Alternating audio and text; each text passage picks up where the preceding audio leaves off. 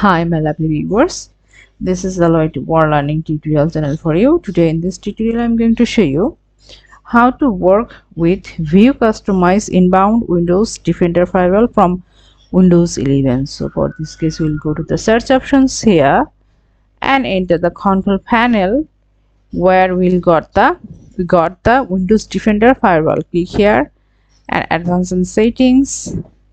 This is the inbound rule. Here the view option.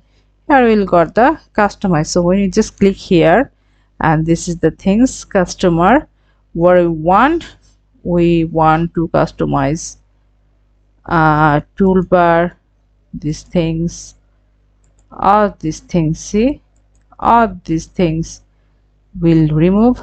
Action pane, this is the things, taskpad navigation tab, and description bar. See, the bar has been deleted.